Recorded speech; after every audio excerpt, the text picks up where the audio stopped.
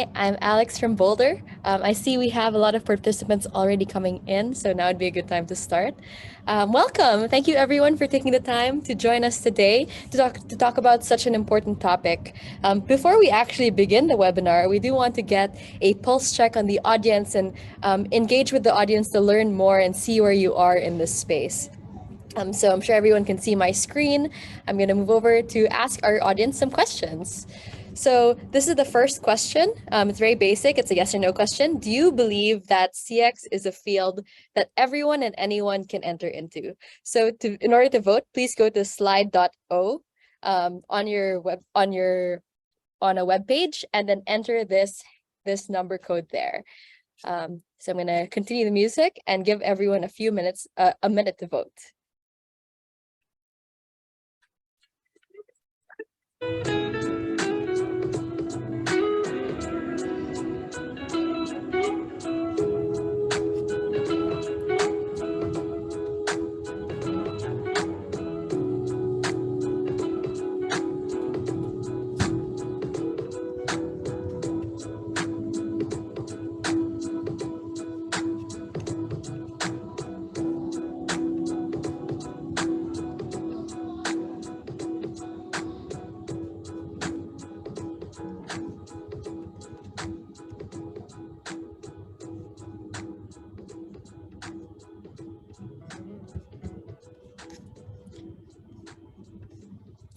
Cool.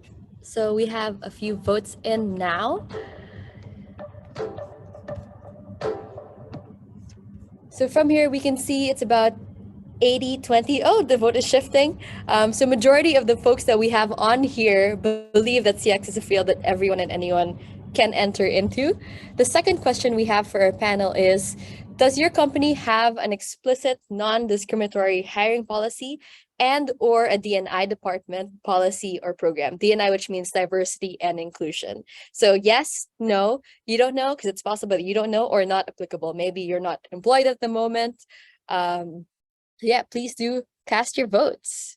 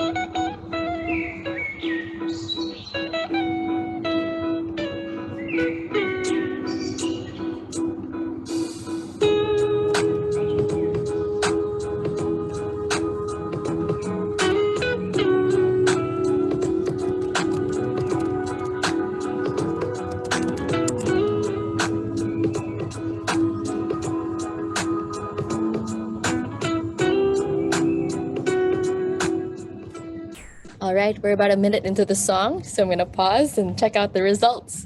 It's cool to see the answers come in. Majority says yes, and 75% of the audience that we have say that their company does have a D&I policy or department or program.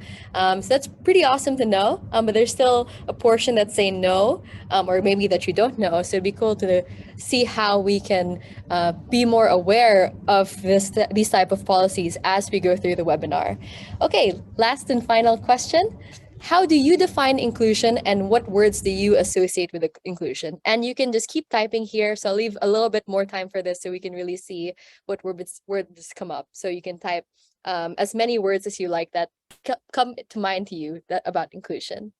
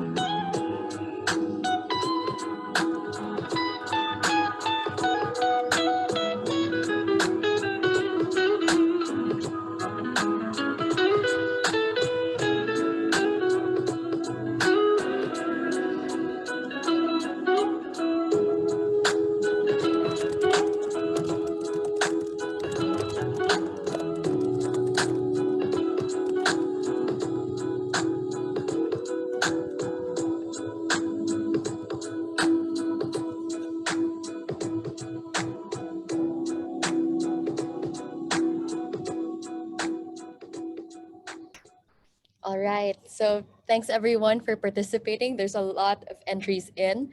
As we can see, there's a lot of words that came in, but the standouts are opportunity, equality, creating access, fairness, non-discriminatory. Thank you for participating. We are going to share this on Boldr's LinkedIn also to show that these are some of the words that we came up with in our word cloud when we defined inclusion with our audience.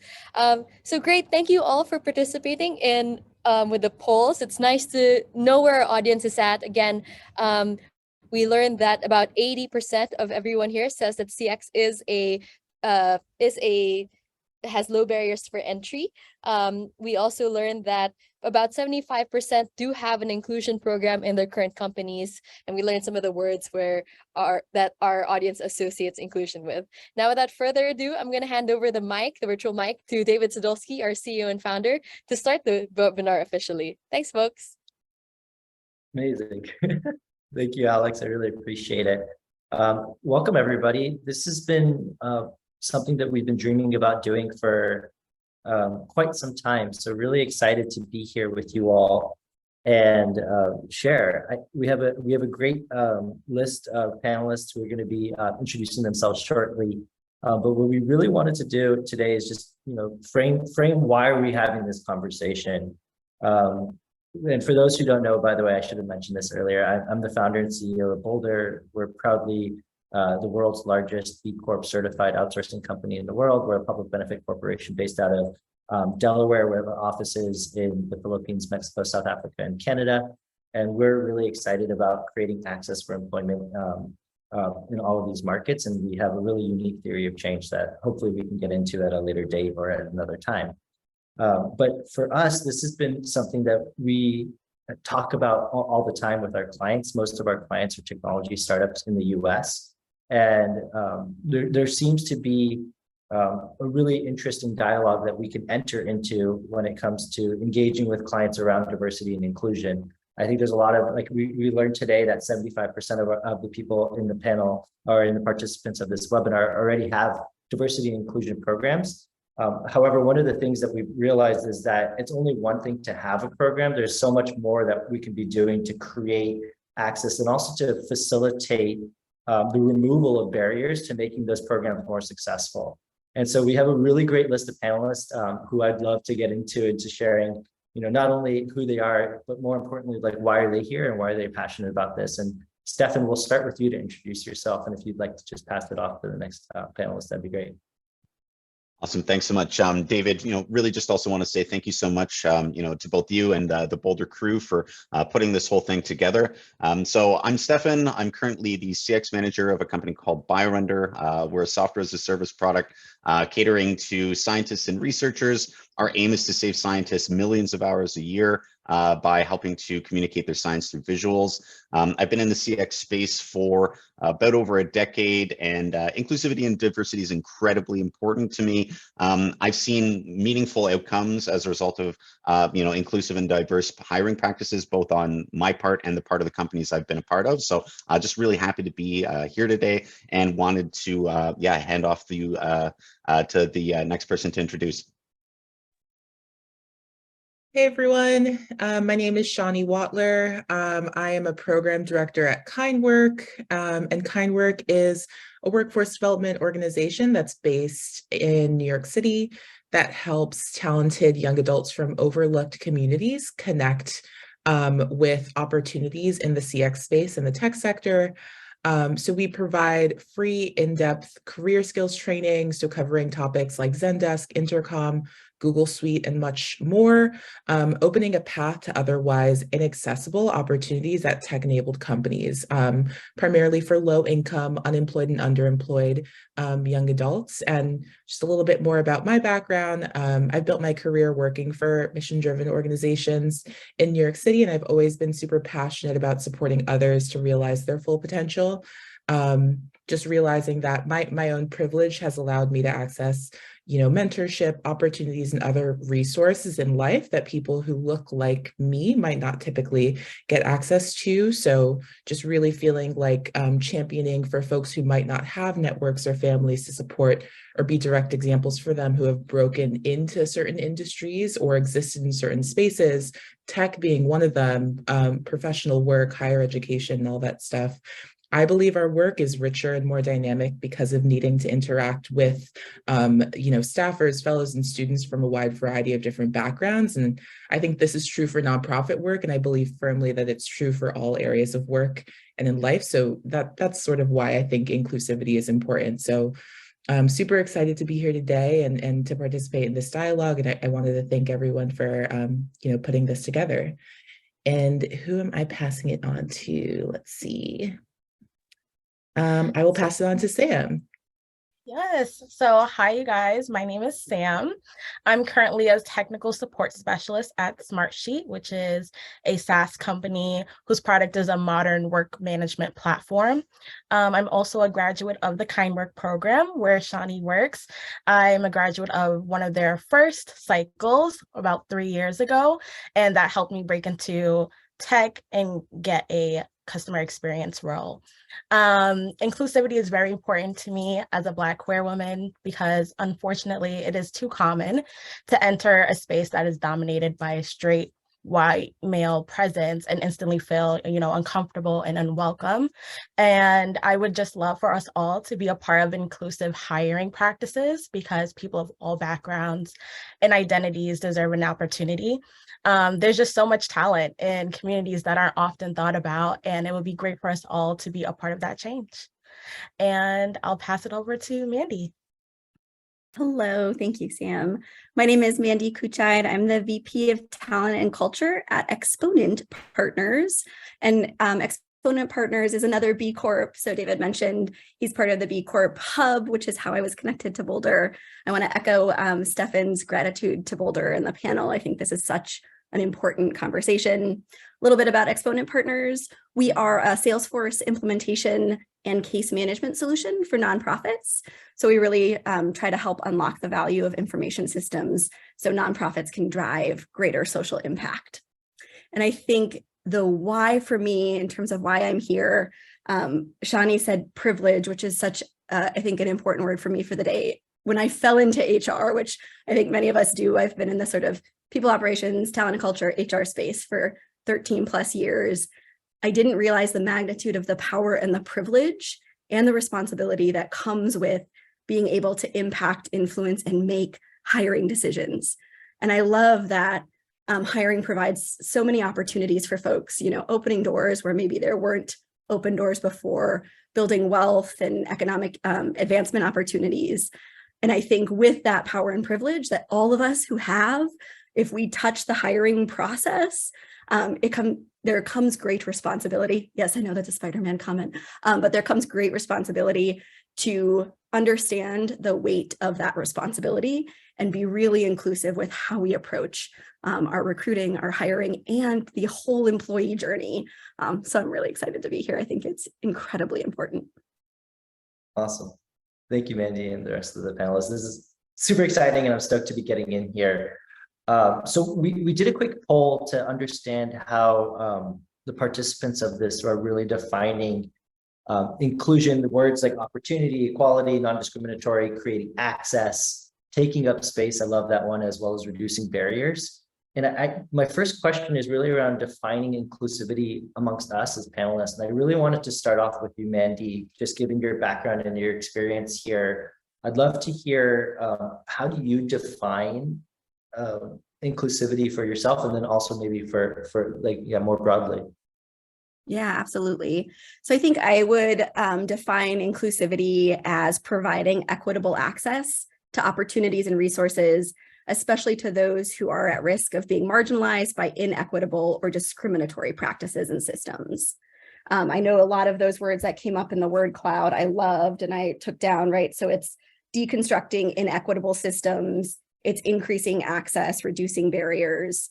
And I think committing to inclusivity, especially during that recruiting, hiring, onboarding process, and the entire life cycle of an employee, means striving for, we call it intentional inclusion. So not just being aware of maybe some conscious or unconscious bias that could exist. I'm sure we've all heard, if you've been in the hiring field or you've been a hiring manager, this sort of idea of recognizing and understanding unconscious bias is important.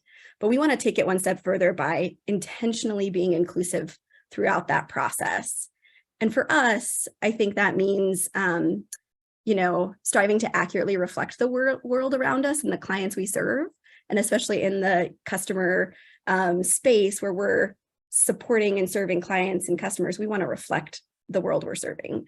And that means building better, more inclusive products, services.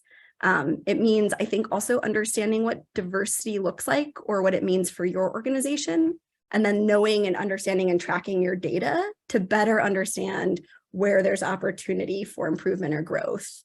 I will speak because I know a couple of us are in the tech space. And for us, several years ago, this meant really focusing on gender inclusion, especially with regards to Salesforce and technology. We saw a majority of our workforce was male. I'm really happy to report that as of yesterday, when I pulled our numbers, 67% of our workforce now identify as female at our organization, 3% as non-binary. And that was after 3 years of focused efforts around what does inclusion look like along lines of gender. And now we're doing the same, right, with regards to race and ethnicity, talking about people of the global majority, how we approach language, and the conversation is, I think, just always ongoing. It's not a one and done. I think it has to be a dialogue. I love that, Mandy. Thank you so much. And I love that you're also embracing your inner Spider-Man, by the way. I think this is wonderful. I think this is really helpful because some of the words that I heard, intentional inclusion, is something that I'd love to really talk about as we get a little deeper in this. I think for me, I'm really also passionate about reflecting the world that we see, and not just necessarily just hiring outside of the normal paradigms that typically exist in some of the tech companies. And so, Shani, I really wanted to direct this question to you as well, to see how you and KindWork are framing inclusivity and defining it, but also tagging on another question around the CX industry specifically, and whether or not you see it as one with barriers to entry. I'd love your point of view on this, if you're willing. Sure. Yeah. So KindWork was originally founded by tech industry veterans who saw inclusivity in the tech space as a problem to be solved. And specifically, they saw CX as a space where barriers to entry exist, and thought that there was specific programming guidance that could be provided to help steward unemployed or underemployed folks, like young adults in particular, with really meaningful, work experiences in retail, food service, in-person customer service that could translate well to the tech sector in customer experience and help them to launch those career pathways in the innovation industry. So at KindWork, 98%, so the large majority of our trainees identify as people of color, 25% identify as part of the LGBTQ plus community. And I think that inclusivity for me and for KindWork mean background, of course, but we also spend a lot of time thinking about how class comes into play at work. So really viewing it from like an intersectional approach, like that's what true inclusivity means, is sort of approaching things intersectionally and thinking about all of the backgrounds and how they might relate to one another. And one example that comes to mind for us is just, I'm remembering a screening question that was encountered by one of our fellows. And it was a get to know you screening question from an employer that you all would likely recognize. And the question was simply, what's your favorite place to travel? Like, where's your favorite place that you've ever traveled in the world? And the fellow that encountered this question was born and raised in New York, had heaps of, customer service experience, but realistically had been living paycheck to paycheck for most of their working history. And they'd never traveled anywhere. So they didn't really know how to respond to a question like that. And that is just an example of even the types of questions that we ask in the interview space. One that's like a lowball one that's meant to just be like a getting to know you cue can really, potentially be a signal like, oh, this isn't the most like inclusive or open-ended question for a person depending on their audience or background. And so that same fellow, you know, she hadn't traveled anywhere, and it wasn't until working in tech for a year that she was able to really take her first vacation. She went to New Orleans. So I think inclusivity happens at every stage of engagement for employers, and demographic team matters, and even down to the questions asked during recruitment and selection. So at KindWork, we try to keep all of those things in mind and really, you know, prepare fellows for what they might encounter, but also push our employer partners and other people who we, you know, connect with in our program delivery process to, you know, think more deeply about the questions they're asking, and also, yeah, just consider that. You might not have thought about that at the onset. Thank you, Shani. I think I think going back to Mandy's point around intentional inclusion, that example that you just provided is such a beautiful and yet simple one that can make such a meaningful difference in the hiring process and then screening process that I think, you know, yeah, it's just thank you. This is why I think we're here and so excited to be jumping into this. Just going a little bit more deeper, I wanted to just go into a question around, you know, when we started talking about it around what are things that companies can be doing to create more inclusivity. And I just wanted to share a little bit of context when we were attending the B Corp Champions Retreat, which is where, you know, a lot of different B Corps got together to converse, but also hear from other B Corps. There was two companies that came to mind, and I think we'll add them into the chat for the participants to be able to see them. One was a group called Mainworks, and another one was Greystone. And they did two really unique, different things that I thought were quite beautiful. So Greystone is a really true gold star example of open hiring. So they actually have specific roles that they will hire anybody and everyone from. And what they're focusing on is backing that open hiring process without an interview, without any job descriptions, without any policies or procedures as to who or what they screen for. They bring in anybody, and they have a rich training that supplements the hiring practice for them. And, you know, Greystone is a bakery, so they do have roles that I think are really able to provide access to employment for anyone. And it just warmed my heart because, you know, there's so many traditional bakeries out there, but yet they're doing this type of work in a non-traditional way. Mainworks as well, they're really focused on re-entry for people recovering from substance use, and then also people that are recently incarcerated. And so they're actually actively employing individuals from those different groups. And to me, it's just, you know, such a unique way. And I think a lot of us forget that we can have a meaningful difference at our own company, either by partnering with these different groups or simply removing barriers. And so I would love to open this up to the panel. And Sam, if, you know, kind of going into, you know, your experience, not only through the KindWork program, but then also actually working within a couple of different tech companies, it would be really great to hear from you. Like, what do you think, you know, not only the technology companies that you're working at, but, you know, more broadly can do to making CX more inclusive? I think it all starts with the hiring process with job postings. I think that changing language in job postings so that it's more inclusive and removing basically anything that would make an applicant feel excluded would definitely boost more applicants from a wider range of audience. I think the job description is the beginning of creating this welcoming environment for potential candidates. And this can look like, you know, advertising the role and responsibilities more than the requirements for the job, including removing like degree requirements where they're definitely not essential. Reducing jargon as well. So typically jargon heavy advertisements reduce the chances of applicants that are especially pivoting from another industry with like transferable skills from applying.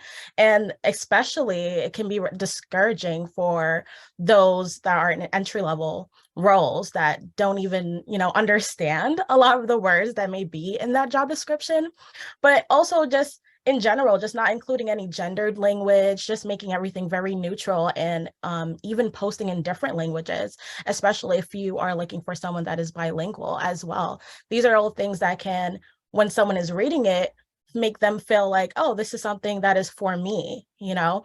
I think it's really important. Job postings are a marketing tool in a sense, and they should convey an inclusive message if you're trying to build a more diverse team. Even just choosing where to advertise job postings as well.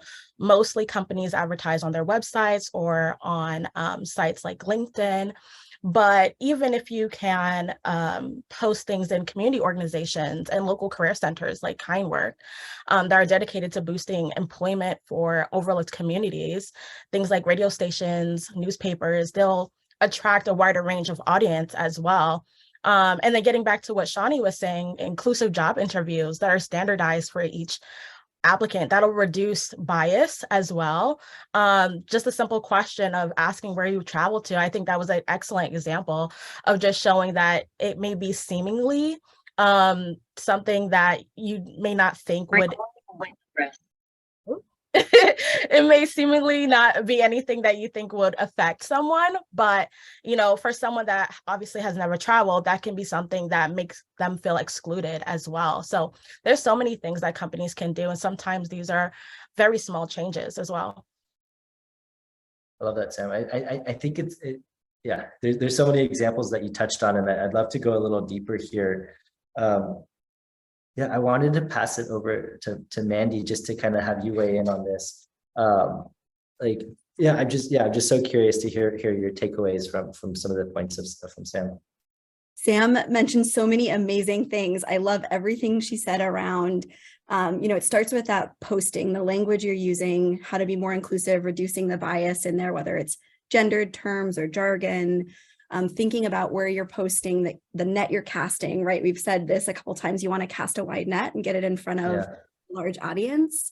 And then obviously, Shani and Sam talking about the inclusive hiring process, just to spend a little, to go, David, as you keep saying, a little deeper on this one, what I love about the hiring process, what we've seen work really well at some companies I've been at, is including multiple folks in the decision-making. So there's not one gatekeeper, right? Having multiple folks screening candidates and resumes, having a team panel interview, having standardized structured questions that are competency-based. So to Shani's earlier question around, why the heck does travel matter for this job? That's not a requirement for the role. So how are we getting at the competency-based requirements, and schedule, or like structuring our interview questions accordingly, and then having, some scorecard criteria, because scorecards can actually help reduce bias in the process. They can get rid of that primacy bias of, if you have 3 or 4 interviewers. It can reduce some of the affiliation bias that happens, right? This person, this affinity bias, they look like me, they have the same background as me, but what am I really screening for? So having some of that scorecard material up front is really important. And then including multiple folks in the hiring process, I think, is key. Training for hiring teams. We do, every team person, hiring manager that touches a hiring process goes through intentional inclusion training. Where are your own biases? What does this look like? What does inclusion mean? What are we missing so that, this idea of culture fit is gone and we're thinking culture add? Like, what do we need that we don't have? And then the last thing I would add that I think is really important is constantly be diversifying your networks. You should not only be thinking about your networks when you have an opportunity to hire. It is a long-term, long game initiative, and it takes years. It takes years of building connections and relationships and networks with organizations like Kindwork, or those communities that are serving the underserved and underestimated communities. It takes following different folks on LinkedIn and Twitter and all your social media. It means constantly keeping those folks in your pipeline and reaching out to them when there are opportunities, and cultivating that pipeline so that you have people who trust you when you have the opportunity. I think that's something we have really found is hard because it takes time, but it pays off in the long term. Thank you for riffing on that, Mandy. I love it. Stefan, I know you and I have had a couple of conversations about college degrees, and Sam brought it up, and I have a particular opinion of this, and I think it's one that I think all where college degrees do create systemic barriers to entry within the CX workforce. And I know that, at BioRender, there is a use case for college degrees versus some of the historical jobs that you've had. And I'd love for you to just share a little bit more broadly as to when you think it's applicable versus when not. Yeah, I think that'd be a really fun conversation to start diving into. Absolutely. So I think one of the big things here is that it is exactly an arbitrary requirement in, I would say, like 90% of CX roles. So, I spent the majority of my time working at a company called Format. They provided online portfolios for visual artists. And, when I started, I was employee number one, and I came in without a degree myself, at that time. And, that I think kind of opened the door, for my hiring practice, because I'd be hypocritical, obviously, to be requiring that of other people. But it was actually something that other members of the team were kind of a little bit surprised by. What was amazing is that what was more of a requirement for that role is that people were passionate or interested in the arts, because we were catering to digital artists. So it was amazing to have people join the team. And it's not like you had to be a practicing painter or but did you love art? Was that something that you cared about? And that was it. So I had folks coming in from food service, retail backgrounds, and explicitly those folks lifted CSAT. Customer satisfaction when I brought them through the door. The way that they were able to handle customers, it was very different. They had experience. I've worked retail. I've worked, face-to-face customer service jobs. And when someone's yelling at you in person, there's something that you absorb, and there's a muscle that you build, in being able to handle that. So I think, when we're talking about like when is it applicable, even at BioRender, the team that I have today requires that degree because of the nature of the conversations that we're having with customers. But there are future roles that I will build out in my longer term strategy that I would say wouldn't need that. Right now, someone talking about the traversal of the blood-brain barrier by some molecule that is going to impact a serotonin receptor or something, like there is a pretty strong benefit. Our clients also are almost all grad students, PhDs, postdocs, directors of academic institutions. I would say that that's there's a strong use case there.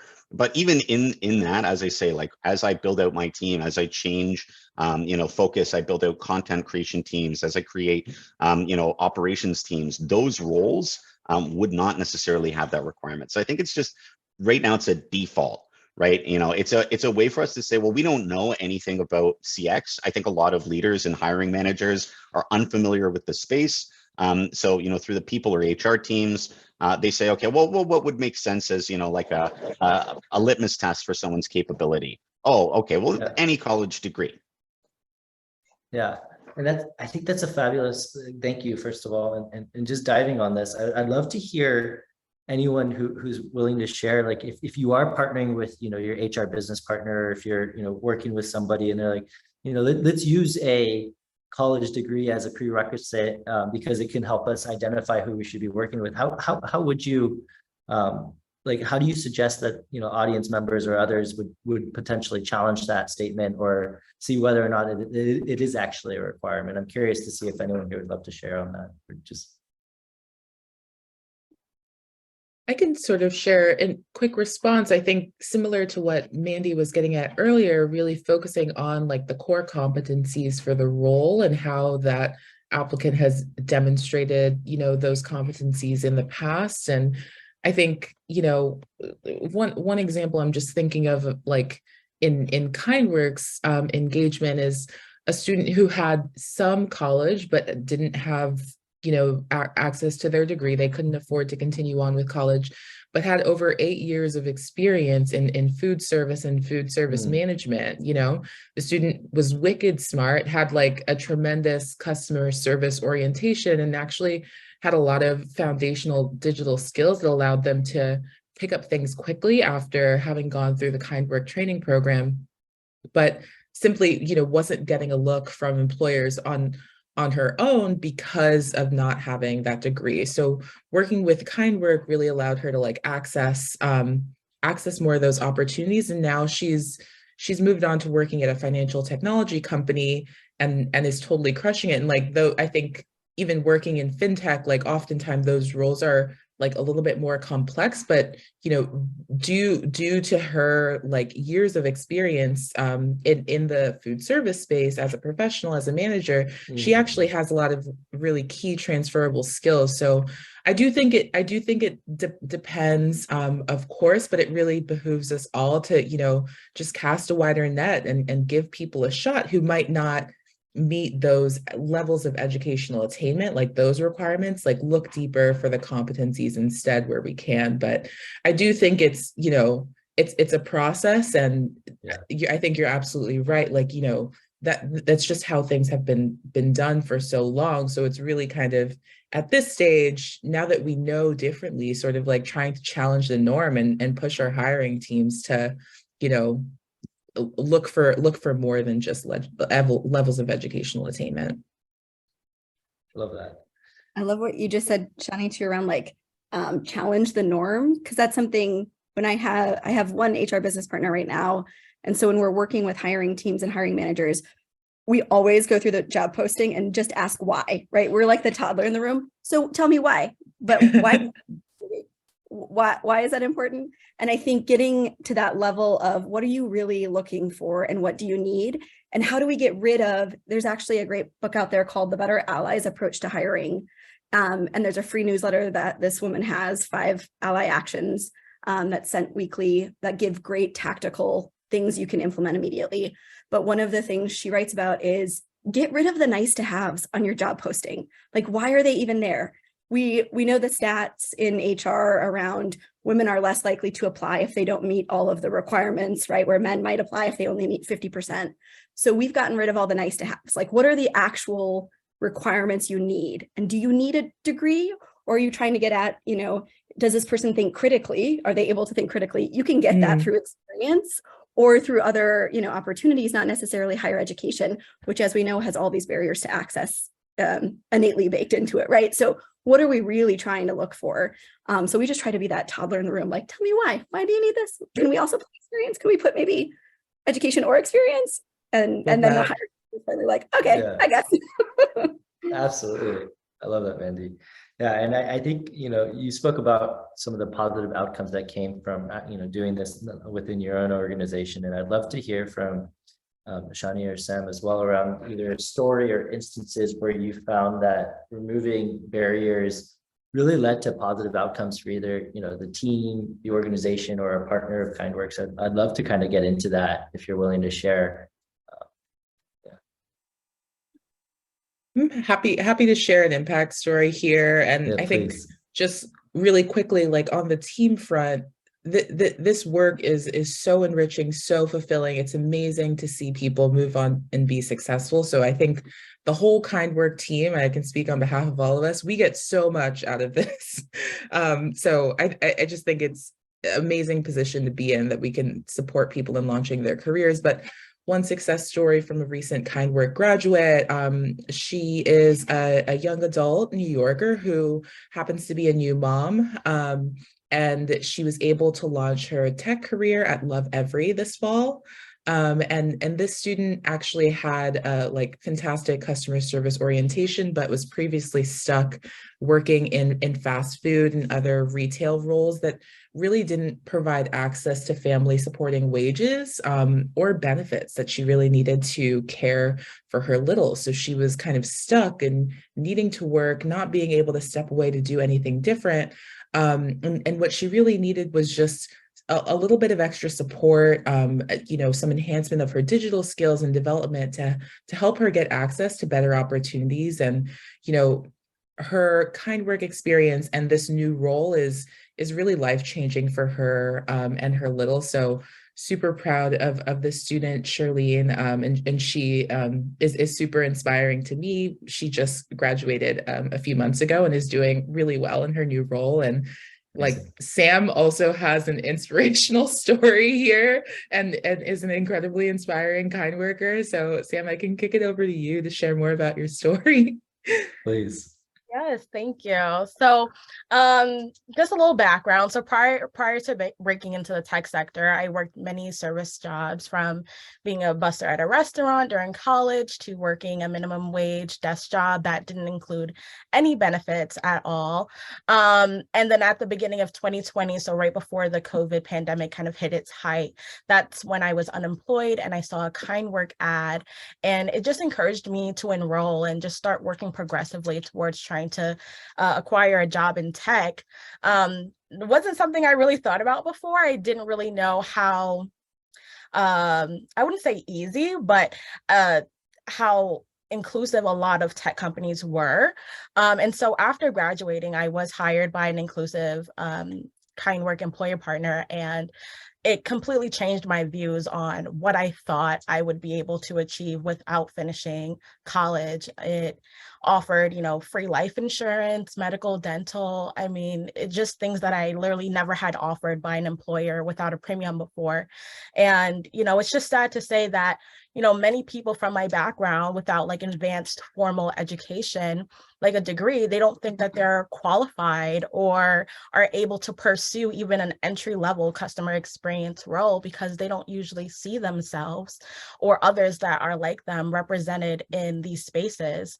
So being able to work with KindWork, not only was I able to graduate and get a job, but they had a partner like BrainStation that gave me a free scholarship to get a certification in data analysis and product management. So these are literally just life-changing programs. I love KindWork so much, and the programs that are like them and just inclusive hiring in general are just amazing to those that just never thought that they would be more than a food service worker or a retail worker. I love that. Thank you, Sam. And it just also personally, I also believe that the working at a restaurant does set you up for incredible experience, like the best experience to launch into a career in CS. I'm just also speaking from my own personal history as well. So I totally agree with you and Shani and the team there. One of the questions that I just wanted to get into, and I'm going to direct this towards Shani, just given that we are talking a little bit about KindWorks here, I have like, I've learned over the last 6 years of running Boldr that the pathway, the road to hell is paved with good intentions. And I think that there's, companies that are always really excited to partner. And I'm just kind of curious to know, like, what are investments, and then I'll also love to hear from Mandy as well, but like, what are investments or requirements or suggestions that you think companies, okay, like, do we have X, Y, or Z for like, in place before launching a program like this or partnering with a partner like KindWorks? Like, are there things that you think that they need to be thinking actively about or building or deploying internally before they get into this, or can they start from scratch? Like, where do you all land on this? And what's your thought pattern there? I mean, I think that all the recommendations that folks were sharing a little bit earlier in the panel are just spot on. Like, start somewhere, start with one, do one small thing. And I think we can all be realistic with ourselves and say that change doesn't happen overnight, but the best time to start doing something is like as soon as you realize it's a need. Like, today is the best time to start. Is there's something small that you can do internally in your company or your organization, or with the next job posting that you make available, like do that today, start today. And then I think I wouldn't be doing my job if I didn't say, like, consider becoming a KindWork employer partner. For those of you who are, working in the tech space and maybe hiring in CX, engage with KindWork. We'd love to get in touch and have you all get involved. And the way that employer partnership works at KindWork is that we can stay in touch about roles that are opening on your team, and we just refer our students, our fellows over after they've completed the training for some of those job openings. And in that same vein, I think KindWork does a fantastic job at like curating a space for our employer partner community. So we host convenings with that group and promote dialogues actually very similar to this one at a regular cadence to get the brain trust together, what all is going on in the industry, what's working with hiring, where does KindWork need to, enhance or potentially shift our training and approach. So my advice here would be get in touch and get involved with programs like KindWork. And yeah, we'd be happy to connect. Thank you, Shani. Go for it.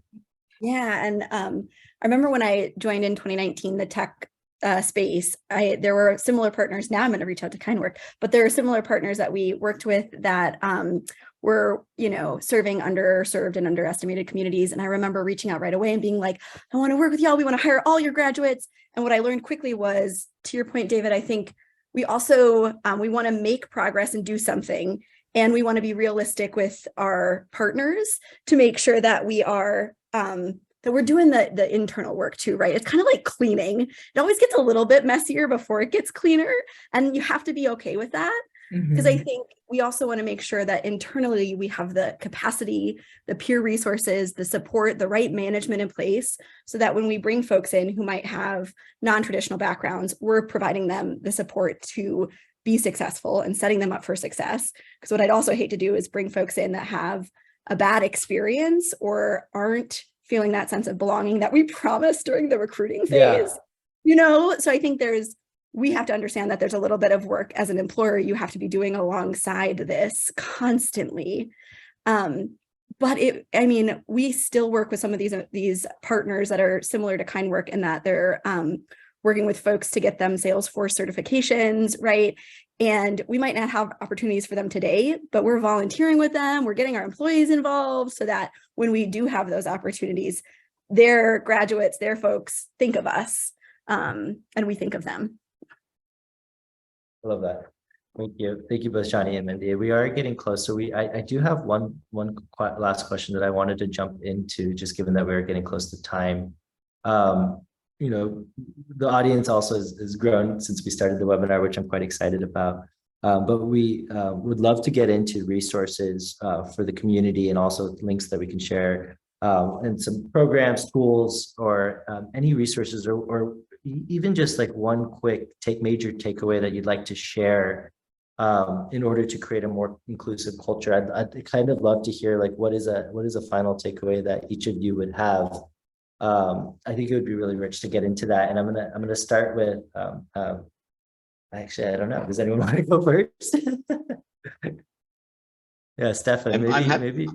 Yeah, happy to jump in. I think one of the things that I've really paid a lot of attention to in terms of inclusive practices that have really worked out is remote work. Remote work, and I think, like Sam, hearing your story about like not thinking that you could get this kind of job, I think, there are so many people, who look at like, it's the cushy remote tech job, like I get to work from home, like that seems so inaccessible. But, fundamentally offering remote work, and Shani, like your point of also about like where you're posting, these job listings. Someone who's maybe at a community college, or maybe someone who's like in a like community center, seeing a job posting that's for like a remote job, they might not be on LinkedIn, they might not be on some of these other services, and I think it's really critical to make it clear that there's access. Another aspect of remote work, and when it comes to like inclusivity, is like geographic inclusivity. So like one of the hires that I was like the most excited to make, I hired a woman who's based in Kazakhstan. She saw the job posting through some European service, and she took a shot. And like I felt so excited to have her apply for this job and be able to offer it because of remote work. So I think that one thing that hiring managers and HR and people teams can be afraid of when it comes to like geographic inclusivity is compliance and legality. And so one of the services that I really wanted to share is Deal. So if you're a hiring manager, if you are on a people team, it's Deal. I'll just add it in here. They are fantastic. It makes your life easy. It takes care of payroll, invoicing, the whole nine yards. So I think for me, like I'm particularly passionate about this one because you know, hiring people from all around the world enriches your team so strongly. You know, like you are inherently adding perspectives that you would not have. That to me is like a major takeaway of inclusivity and diversity on the whole. I want people who are not like me on my team because they're going to be able to challenge my opinions. They're going to be able to you know, change my perspective. And you know, the more diversity that I have, the more interesting concepts. You know, quarterly planning with a like incredibly diverse team is amazing because you know, I'm not going to create all the best ideas. In fact, I'm probably not going to create all of the ideas. You know, in that circumstance. So you know, I'm just really passionate about that one. I love that. And Stefan, yeah, I'd be a little remiss if I didn't believe that a part of our core ethos is the belief that you know, talent is equally distributed, but opportunity is not. And at Boldr, we're really proud of the fact that we did also create an EOR service only in the geographies that I mentioned earlier. So slightly similar to Deal as well. So I wanted to just put a plug in there because you are speaking really, really close to my heart there on everything that you're riffing there. So thank you.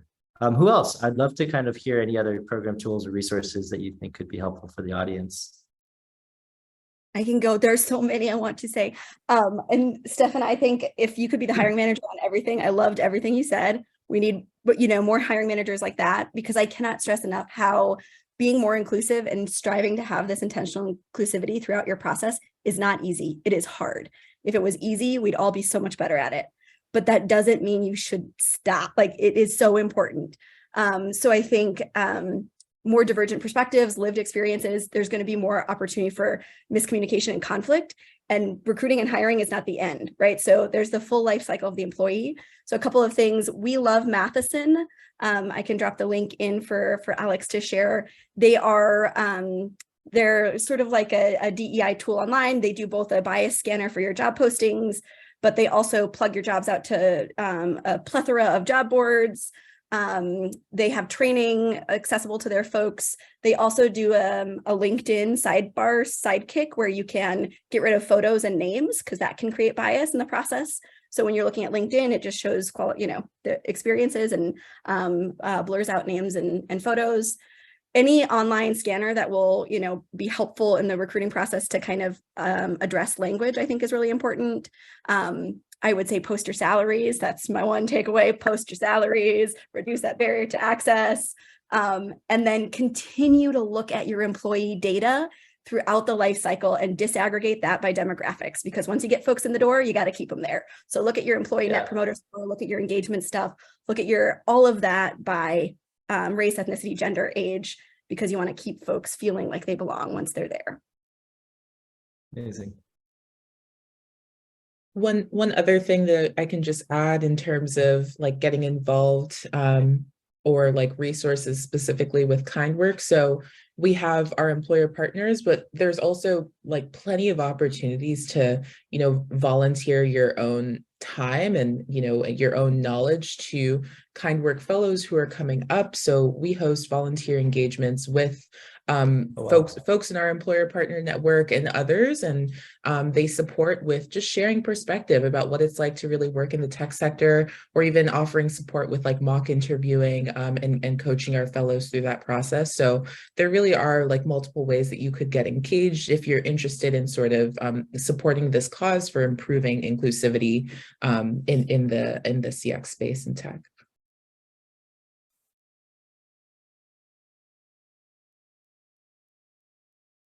Yeah, Ms. Rainey, go for it. I was just going to say, I don't have any resources to share, but I just wanted to end with just saying, you know, that culture is constantly changing over time, and there's always going to be room to improve your hiring process, to develop your approach, to refine it, to make it more inclusive.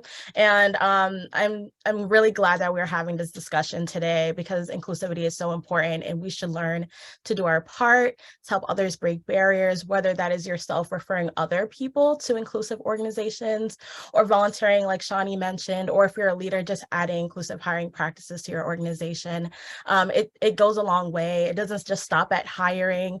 It increases in diversity and representation at the company, which for Smartsheet led to the start of ERGs, employee resource groups. You know, we have a space for women and gender minorities, for parents and caretakers, for Black employees, Asian employees, Latin and Hispanic employees, LGBTQ plus individuals, and more. So it doesn't just stop at hiring. It doesn't just stop at the job posting. It's something that's going to take some time, but everyone can do their part. And I'm just so happy that I was a part of this discussion. So thank you, guys. Amazing. You're welcome, Sam, and thanks for joining as well. I think, so we have like about a minute and a half, close to 2 minutes. Is there any questions that we wanted to facilitate, Alex? I'm not sure if anything came through the chat, or if there's any questions from the audience that we wanted to dive into. Hi, everyone. We still have time for one question. So any of our attendees would like to raise their hand and come in to ask a question? Ooh, we have a question. All right, I'm going to bring you in. Your name is Boldr, but please do change your name and let us know who you are. Hi, I thought my name was in there. I'm so sorry. It's Eduardo from Boldr Finance. Hi, Eduardo. So basically my question is that because I've been paying so close attention to the webinar, and I was really happy for a lot of those definitions to come up. So definitely you can see that there's really awareness of intersectionality, of geographical sensibility of hiring practices, and legality compliance. So really happy to hear about that. Just kind of want to go and extend, make a note of also if there are any best practices, or if there's something that we just wouldn't concern to these stages of the topic on how we understand what is the sensibility to have bringing in a hiree, but then is there some kind of expectation of what they should look like, or what would be some of the situations, some of the circumstances that their tenure within the job should be able to let go or at least reduce. So maybe you're not going to be able to say they gain privilege, but they definitely. Eduardo, I'm trying to get to the essence of your question. Is it really around like once we bring team members on board from these diverse hiring practices, what's next, or can you? Yes, is there some kind of like plan of transition? Will also when taking into consideration the job, but taking shape. Yeah, I think maybe Shani and Mandy and the folks, I'd love to maybe facilitate a question around this, around like, how do you help the hire really up for and set them up for success beyond just, preparing them for the interview and, the placement? Like what else do you recommend that we consider? We try to do, so something we found to be effective is cohort hiring, so that folks who are starting, if you're able to, if you're in an organization with the size to allow some cohort hiring, because then you have folks starting at the same time, which is nice. We do really scheduled onboarding for the first 3 weeks to learn who we are, like our values, our story, our mission, our clients. So having that scheduled ahead of time, and then peer resources. So making sure folks are partnered with what's called a buddy during the onboarding process to ask the questions that they might not want to ask their boss, right, or HR. Those have been really effective for us. I think it's also being realistic with your expectations. So what are the 30, 60, 90, 120 day expectations, and making sure that you're working, that leadership is working to be realistic with those expectations is really important. Yep. I'm going to co-sign what you said, Mandy, and like having clear expectations too, I think is something that's pretty mission critical to any new hire, but especially for folks who might be coming with like limited experience in that particular type of work, having clear expectations is really helpful. And then having touch points with the manager, supervisor. Something KindWork does is we continue coaching conversations as folks are starting in their new role, as to help them, because they're doing something new, something they haven't done before in the past, and folks still need that support as they're finding their footing. So I think both of those things are helpful for helping people to acclimate. thank you, folks, and Shani and Mandy, thank you so much. I do know that we are past time, so I want to be a little respectful for everyone's time and engagement. Thank you, folks, for joining. We're going to be wrapping this up with some notes and sharing some stuff after, but to the panelists and to the participants, thank you so much for participating and joining the space. We really appreciate it. Looking forward to what's ahead. Thank you, everyone. Thanks for having us. Thank you, everyone. Thank you. Thank you.